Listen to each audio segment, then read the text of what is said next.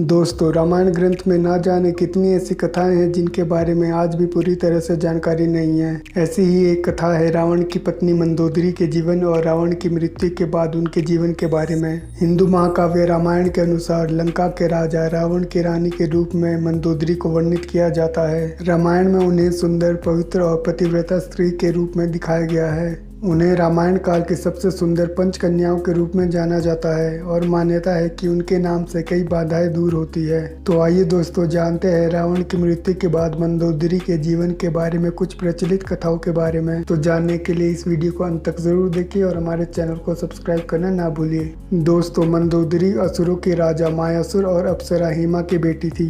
मंदोदरी उस समय की सबसे सुंदर और गुणवती स्त्री थी। इसी वजह से लंकापति रावण ने उनसे विवाह किया और वो लंका की पटरानी बनी। मंदोदरी के दो पुत्र हुए, मेघनाथ और अक्षयकुमार। हालांकि कुछ पौराणिक कथाओं में माता सीता को भी मंदोदरी की पुत्री के रूप में वर्णित किया जाता है।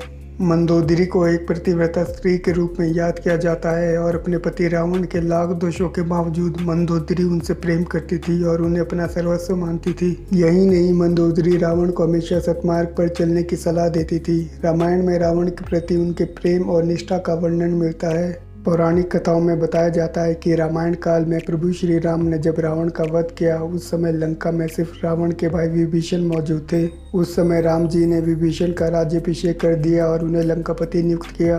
उस समय मंदोदरी ने विभीषण की शरण ली और उनकी पत्नी के रूप में जीवन व्यतीत करने लगी। हालांकि रामायण में इस बात का बहुत ज़्यादा जिक्र नहीं है और कुछ लोगों का यह भी मानना है कि रावण की मृत्यु के बाद मंदोदरी ने मृत्यु को चुना और वह सती हो गई। एक पौराणिक कथा में इस बात का जिक्र मिलता है कि रावण की मृत्यु के बाद राम ने मंदोदरी को सांत्वना दी और उन्हें रानी और उनके पति की विधवा के रूप में उनके कर्तव्यों की याद दिलाई। इसके साथ ही उन्होंने लंका के नए राजा की पटरानी बनने की सलाह भी दी, लेकिन मंदोदरी ने विधवा का जीवन ही स्वीकार किया और वे अध्यात्म में डूब गई। मंदोदरी ने अपना आगे का जीवन धार्मिक प्रथाओं के लिए समर्पित कर दिया। हालांकि इस बात का भी कोई ठोस प्रमाण नहीं मिलता है और ये इस तथ्य पर आधारित है कि मंदोदरी एक धर्मपरायण स्त्री थी और शायद इसी वजह से रावण की मृत्यु के बाद उन्होंने ऐसे ही जीवन को अपनाया होगा।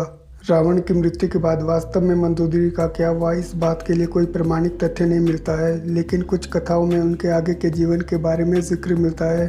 तो दोस्तों, आज की मेरी वीडियो यहीं ख़त्म होती है। इसके अलावा दोस्तों, अगर आपको ये मेरा वीडियो पसंद आए हो तो लाइक, कमेंट, शेयर ज़रूर करें और हमारे चैनल को सब्सक्राइब करना ना भूलिए।